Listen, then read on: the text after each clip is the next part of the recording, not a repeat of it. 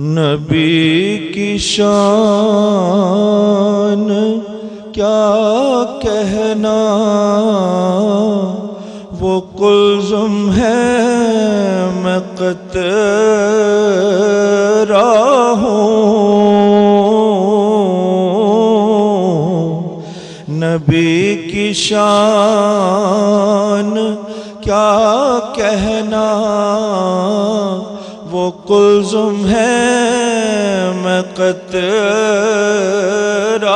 ہوں۔ میرا ان سے یہی رشتہ، وہ قلزم ہے میں قطرہ ہوں۔ میرا ان سے یہی رشتہ، وہ قلزم ہے میں قطرہ ہوں۔ سراپا نور ہے وہ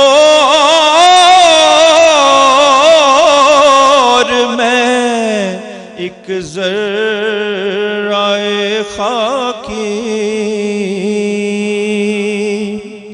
سراپا نور ہے وہ اور میں ایک ذرہ خاکی۔ لگاؤں کیسے اندازہ، وہ قلزم ہے میں قطرہ ہوں۔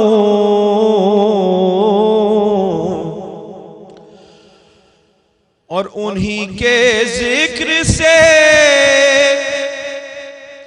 تر ہے زبانیں سب ملائک کی۔ انہی کے ذکر سے تر ہے زبانیں سب ملائک کی۔ ہر ایک نے بس یہی سمجھا، وہ قلزم ہے میں قطرہ ہوں۔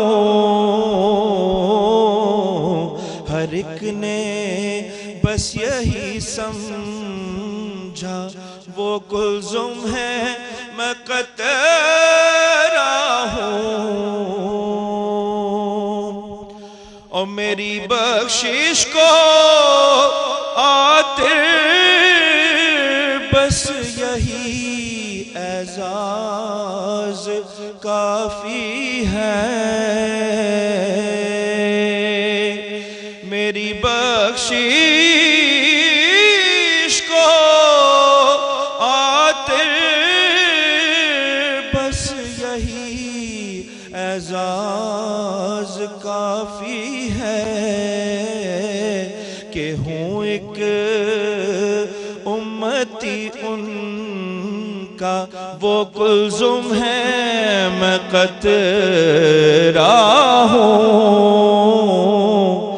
کہ ہوں ایک امتی ان کا، وہ قلزم ہے میں قطرہ ہوں۔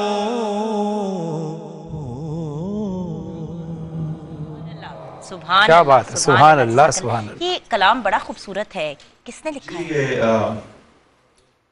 بالکل نیا ردیف ہے اس کلام کا، اور یہ جو لکھا ہے کلام وہ بہت ہی خوبصورت انسان ہے، اور میرے والد صاحب کی درینہ دوستوں میں ہیں، کیلیفورنیا میں مقیم ہیں، ڈاکٹر یاسین عاطر صاحب۔ اچھا ماشاءاللہ، بہت باکمال شاعر ہیں ماشاءاللہ، تو انہوں نے عنایت کیا کلام مجھے، بہت اچھا کلام تھا بھی، اور آپ نے پڑھا بھی بہت اچھا۔ سبحان اللہ۔ سبحان اللہ۔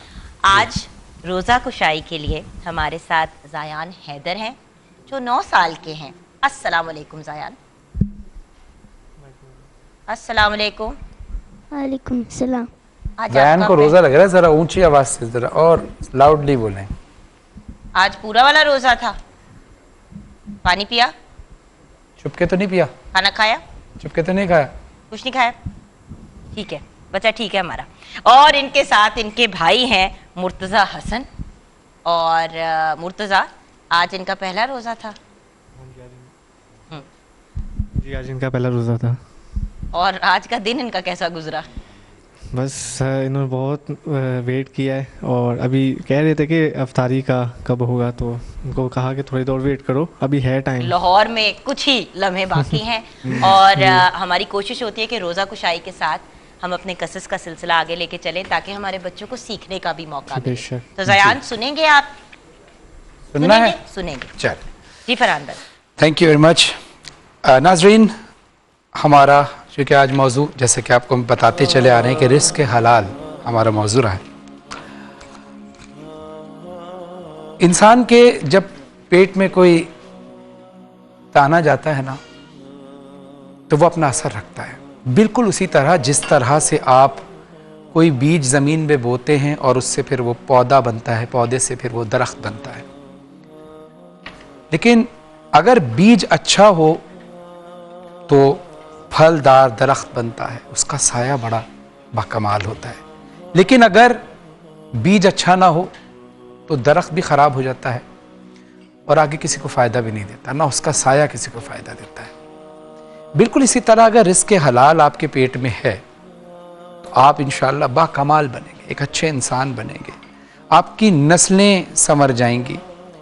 कहते हैं कि हराम खाने से शक्लें भी बिगड़ जाती हैं और नस्लें भी बिगड़ जाती हैं। बेशक।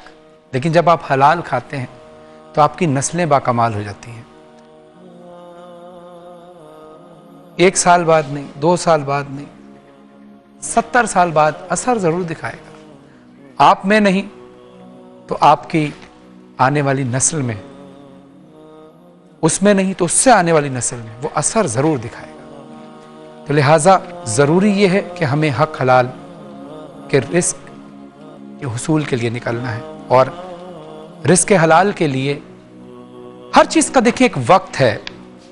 अगर आप उसको उसके मकाम, किसी भी चीज़ को उसके मकाम पर ना रखा जाए तो उसके साथ जुल्म होता है। इंसानी जिस्म के साथ भी ये ज़रूरी है कि वो रात को सोए और सुबह सादिक नमाज के बाद रिस्क के लिए निकले। तो वो वक्त होता है ख़ास जब आप रिस्क तलाश करने के लिए निकलते हैं और रिस्क बंट रहा होता है। हम अक्सर दोपहर को निकल जाते हैं, शाम में निकल जाते हैं, लेकिन उस वक्त रिस्क बंटने का टाइम खत्म हो चुका होता है। बिल्कुल इस तरह कि जैसे आप किसी जगह जाए और नजर निजाज तकसीम हो रहा हो और आप आखिर में पहुंचेंगे तो देख की सिर्फ खुरचन मिलेगी, लेकिन जब आप पहले टाइम पर पहुंचेंगे तो गर्मा गर्म खाना मिलेगा। इसी तरह रिस्क हलाल के लिए सुबह निकलें। और दूसरी चीज़ ये कि हर गुनाह जो है ना वो इंसान के दिल पर एक नुक्ता बना देता है। और जब हम बहुत सारे गुनाह करते रहते हैं तो वो दिल सियाह हो जाता है। इतने सारे नुक्ते बनते हैं कि वो सियाह हो जाता है। और बल्कि मैं आपको एक वाकया बताता हूं कि रिस्क हलाल और हराम में कितना फर्क है। रिस्क हलाल अगर आपके पेट में है तो आपको कोई बात असर नहीं करेगी। आप तौबा भी करना चाहेंगे, वो तौफीक अल्लाह आपको नहीं देगा। आप अच्छी राह की तरफ आना चाहेंगे, वो राह आपको बुरी लग रही होगी और आप उस राह की तरफ तेजी से गामजन हो जाएंगे जिसमें आखिर में रसवाई है। क्यों? क्योंकि पेट में लुक्मा हराम है। लुक्मा हलाल होगा तो आपको गुनाह हर इंसान से होता है, छोटा मोटा गुनाह, लेकिन अगर इस नियत के साथ गुनाह तौबा की जाए कि अल्लाह ये गुनाह मैं आइंदा नहीं करूंगा, अल्लाह बड़ा गफूर और रहीम है, तो ये तौफीक मिलना भी अल्लाह की तरफ से नेमत है कि आप अपने गुनाह पे पशेमान हो रहे हैं। लेकिन ये तब होगा जब रिस्क हलाल हमारे पेट में होगा। बेशक। मैदानी करबला है, 10 मुहर्रम है, इमाम हुसैन अलैहिस्सलाम यजीदी लश्कर से मुखातिब हैं और कहते हैं, या अय्युहन्नास, क्या मैं तुम्हारा अच्छा इमाम नहीं था? क्या मैं तुम्हारे नबी का नवासा नहीं? क्या हमारी तरफ से तुम पर कोई सख्ती की गई या हमने तुम्हारे साथ कोई नाइंसाफी की? ये जुल्म व बर्बरियत क्यों? तुम मेरे नाना की उम्मत हो, मैं चाहता हूं तुम नेक राह पर वापस लौट आओ। मैं दुआ करूंगा तुम्हारे लिए, मैं सिफारिश करूंगा नाना से, मेरे नाना सिफारिश करेंगे अल्लाह से, तुम वापस लौट आओ, आ जाओ हक दीन की तरफ, हक रस्ते की तरफ। बजाय इसके कि इमाम की बात सुनी जाती زور زور سے ڈھول اور تاشے بجنے شروع ہو گئے اور اتنا شور و غل اور ایک طوفان بدتمیزی شروع ہو گیا کہ بی بی زینب نے امام حسین کو قریب بلا کر کہا کہ بھیا کیا بات ہے، آپ کی بات کا اثر ان پر ہوتا نہیں؟ تو مولا حسین کہتے ہیں کہ بہن، قصور ان کے پیٹ میں پڑے اس لقمہ حرام کا ہے کہ جس سے یہ اثر طاری ہوا کہ میری بات بھی ان پر اثر نہیں کر رہی۔ بے شک، یعنی یہ اتنا بڑا عذاب ہے کہ اگر لقمہ حرام پیٹ میں ہوگا تو امام کی بات بھی آپ پہ اثر نہیں کرے گی، رسول کی بات بھی آپ پہ اثر نہیں کرے گی، اللہ کا کوئی کلام آپ پر اثر نہیں کرے گا، کیونکہ لقمہ حرام ہے آپ کے پیٹ میں۔ بے شک، تو میں چاہتا ہوں کہ رزق حلال کمائیے اور رزق حلال کے ساتھ ساتھ اپنے مال میں سے تھوڑا حصہ اللہ کی راہ کے لیے اور اللہ کی مخلوق کی خدمت کے لیے نکالیے۔ میں قسم کھا کر حلفاً کہتا ہوں، لا الہ الا اللہ محمد رسول اللہ علیہ وسلم، کہ آپ کبھی بھی رزق کی تنگی میں نہیں آئیں گے اور آپ دیکھیں گے کہ آپ کے رزق حلال میں کس قدر اضافہ ہوتا جا رہا ہے۔ میں امید کرتا ہوں کہ آپ سب رزق حلال پر پابند رہیں گے اور اس ماہ رمضان ہی میں نہیں بلکہ ہر روز آپ اللہ کی راہ کے لیے خرچ کریں گے، اللہ کی مخلوق کے لیے خرچ کریں گے، تاکہ آپ کے رزق حلال میں اضافہ ہو، تاکہ آپ کی نسلیں سنور سکیں۔ ناظرین، آتے ہیں مختصر سے وقفے کے بعد، دیکھتے رہیے نور رمضان۔